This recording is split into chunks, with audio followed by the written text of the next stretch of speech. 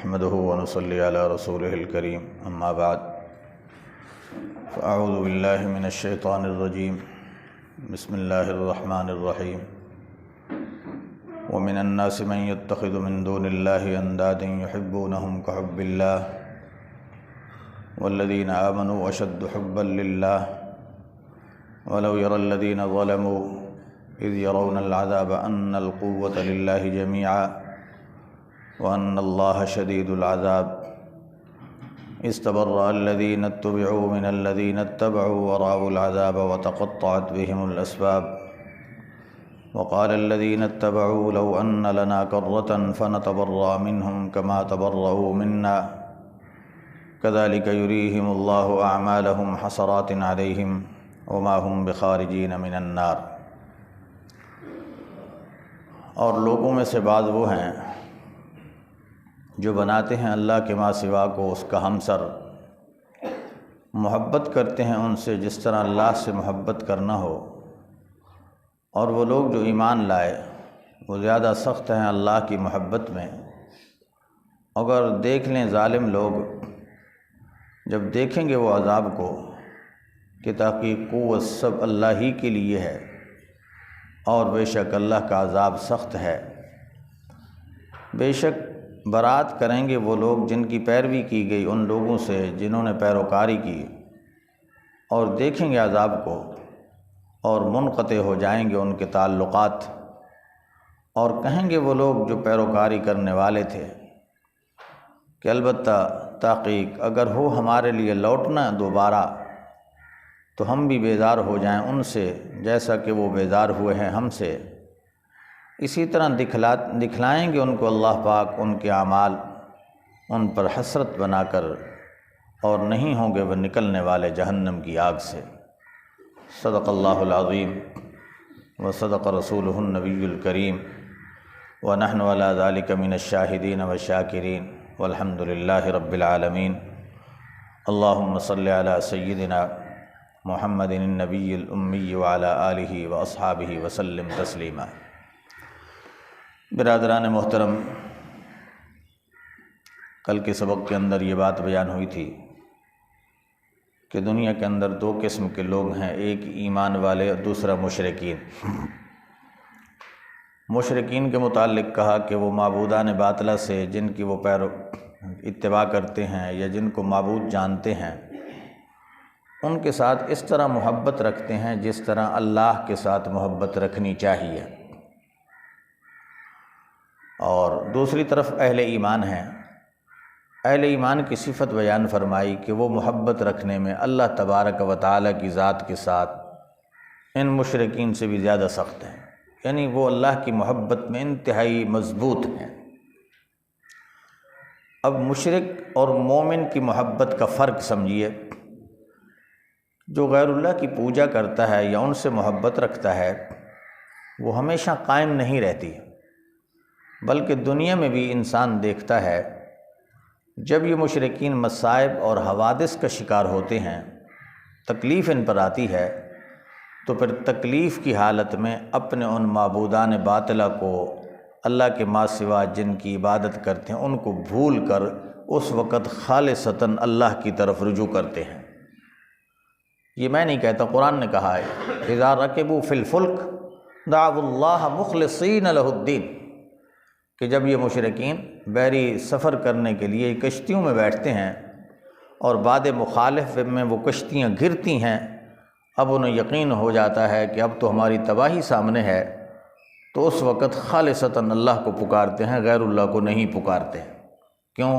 ان کو یقین ہوتا ہے کہ اس مصیبت سے اگر کوئی نجات دینے والی ذات ہے تو وہ صرف اللہ ہی کی ذات ہے، اللہ کے ماں سوا کوئی نہیں بچا سکتا۔ تو یہ ہے مشرکین کا حال کہ مصیبت کے اندر وہ ان کی محبت کو کھو بیٹھتے ہیں، چھوڑ دیتے ہیں۔ لیکن مومن جو ہے، جو اللہ کا پرستار ہے، غیر اللہ کی پوجا نہیں کرتا، اس کو حرام سمجھتا ہے، وہ اللہ کے ساتھ اتنی محبت رکھتا ہے، اتنی کہ خوشی کے لمحات ہوں تو بھی وہ خدا کے ساتھ منسلک رہتا ہے، اس کی محبت میں فرق نہیں آتا۔ اگر مومن پر کوئی مصیبت آتی ہے تو مصیبت میں بھی مومن اللہ ہی کو پکارتا ہے، ہر حالت میں وہ خدا کی محبت پہ قائم رہتا ہے۔ ایک صحابی حضرت عثمان ابن مظعون رضی اللہ تعالیٰ عنہ، انہیں جسم میں ایک ناسور نکلا۔ حضرات مورخین لکھتے ہیں کہ تقریباً 30 سے 32 سال وہ اس ناسور میں مبتلا رہے۔ اتنا طویل عرصہ نہ اٹھ سکتے ہیں، نہ سیدھا بیٹھ سکتے ہیں، نہ جناب قیام کی حالت میں نماز پڑھ سکتے ہیں، اتنی تکلیف کی حالت ہے۔ لیکن جب کوئی ان کو پوچھنے کے لیے آتا تو بڑے حشاش بشاش، بڑے خوش چہرہ کے ساتھ اس کو ملتے۔ تو ایک دن ایک صحابی نے پوچھا، حضرت آپ کی اس خوشی میں راز کون سا ہے کہ آپ اتنے عرصے سے، طویل عرصے سے تکلیف میں مبتلا ہیں لیکن آپ کے چہرے پر تکلیف کے آثار نہیں ہیں؟ تو حضرت عثمان ابن مظعون رضی اللہ تعالیٰ عنہ نے بڑا عجیب جواب دیا۔ فرماتے ہیں جب سے اللہ کی طرف سے ملنے والی اس تکلیف پر میں نے صبر کیا ہے، اللہ نے اس صبر کے نتیجے میں مجھے آخرت میں جنت کا منظر جو ہے نا میری آنکھوں سے دکھا دیا ہے۔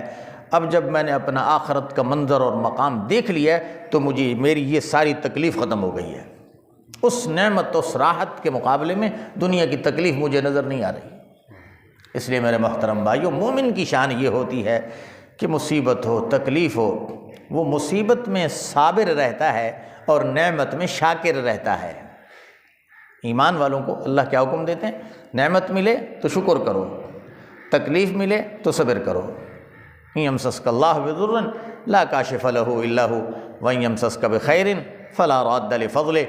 اگر اللہ تعالیٰ تمہیں مصیبت دینا چاہیں تو دنیا کا کوئی پیر فقیر اس مصیبت کو دور نہیں کر سکتا، اور اگر وہ نعمت دینا چاہیں تو نعمت کوئی روک نہیں سکتا۔ اس سب کچھ کا کار مختار، فعال لما یرید، وہ اللہ ہی کی ذات ہے، اللہ کے ماں سوا کچھ نہیں ہے۔ اس لیے فرمایا کہ مومن بڑے شدید ہیں اللہ کی محبت میں۔ دوسرا ان کا منظر پیش کیا منافقین اور مشرکین کا، اللہ کے ساتھ شرک کرنے والوں کا۔ فرمایا لَوْ يَرَى الَّذِينَ ظَلَمُوا إِذْ يَرَوْنَ الْعَذَابَ، کہ آخرت میں ان کی حالت یہ ہوگی جب عذاب کو دیکھیں گے، اس وقت دیکھیں گے ان القوۃ للہ جمیعا، سمجھیں گے کہ آج کے دن تو ساری قوت اللہ ہی کے لیے ہے۔ ہم جن کی پوجا پاٹ کرتے تھے، دنیا میں عبادت کرتے تھے، آج تو ان کا نام ہی نہیں ہے، آج وہ کچھ کر سکنے کی طاقت ہی نہیں رکھتے۔ اور یہ یقین کر لیں ان اللہ شدید العذاب، کہ اللہ کا عذاب سخت ہے۔ اگلی حالت بیان فرمائی، استبرأ الذین اتبعوا، دنیا میں دو طرح کے لوگ ہیں، ایک ہے متبوعین جن کی پیروی اور اتباع کی جاتی ہے، دوسرے ہیں پیروی کرنے والے، تابعین، اتباع کرنے والے۔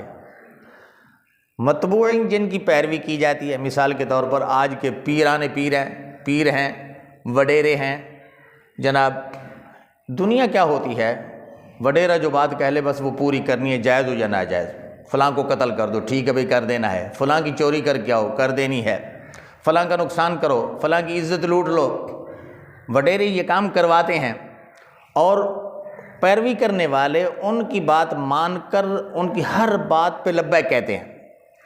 اب جب آخر میں یہ دونوں طبقات جائیں گے تو جن کی پیروی کی جائے گی وہ کہیں گے ہم تو ان کو جانتے ہی نہیں ہیں، یہ کون ہے، ہمارا ان سے کوئی تعلق نہیں ہے۔ وہ ان سے کلیتاً برات کا اعلان کریں گے، حتیٰ کہ ان معبودان باطلہ کے جو سرغنہ ہے دنیا کے اندر وہ ہے ابلیس لعین۔ آخر میں یہ سارے چھوٹے موٹے پیروں سے چلتے چلاتے اس بڑے گرو گنڈال کی طرف جائیں گے۔ قال الشیطان لما قضی الامر ان اللہ وعدکم وعد الحق ووعدتکم فاخلفتکم وما کان لی علیکم من سلطان۔ اس کو ملامت کریں گے، شیطان کو۔ ابلیس آگے جواب کیا دے گا کہ بھئی ایک طرف خدا کا حکم تھا، میں نے تو ایک تم سے جھوٹا وعدہ کیا تھا، تم نے خدا کے سچے وعدے کو چھوڑا اور میرے جھوٹے وعدے کے پیچھے چلے۔ میرا کوئی تمہارے اوپر زور تو نہیں تھا کہ میں زور سے تمہاری گردن سے پکڑ کے گمراہی کی طرف لے جاتا، میں نے ایک بات کی، تم نے آنکھیں بند کر کے میری اتباع کر لی۔ اس لیے لا تلومونی، آج مجھے ملامت نہ کرو، ولوموا انفسکم، قرآن بتا رہا ہے، ولوموا انفسکم، میری پیروی کرنے والوں اپنے نفسوں کو ملامت کرو، میرا تمہارے ساتھ کوئی تعلق نہیں ہے۔ تو جب یہ پیر، یہ وڈیرے جن کی دنیا میں پیروی کی جاتی ہے، اپنے پیروکاروں سے برات کا اعلان کریں گے تو یاس و حسرت میں پیروکاری کرنے والے کیا کہیں گے؟ قرآن بتا رہا ہے، یہ کہیں گے کہ لو ان لنا کرۃ فنتبرأ منہم کما تبرؤوا منا، کاش کہ ہمیں ایک بار دنیا میں پھر جانا نصیب ہو جائے تو ہم دنیا میں جا کر ان لوگوں سے، ان وڈیروں سے، ان پیروں سے اسی طرح برات کا اعلان کر دیں گے جس طرح آج یہ ہم سے برات کا اعلان کر رہے ہیں، برات کا اظہار کر رہے ہیں۔ دنیا میں اگر ہم دوبارہ چلے جائیں تو ہم کلیتاً ان سے بیزاری کا اعلان کر دیں گے۔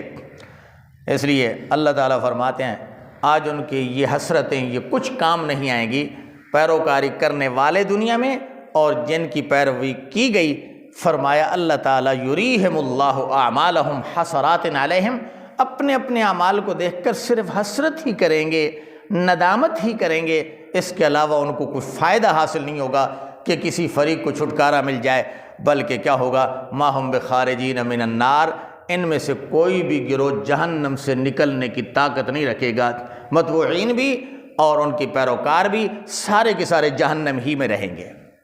اس لیے میرے محترم بھائیوں، دنیا میں کسی کو مرشد بنانا ہو، پیر بنانا ہو، اس کی اقتداء کرنی ہو، کم از کم اس کے کردار کو دیکھو۔ مرشد وہ بناؤ کہ جس کی ایک ایک ادا سے رسول اللہ کی سنت کی خوشبو مہکتی ہو، وہ متبع شریعت ہو۔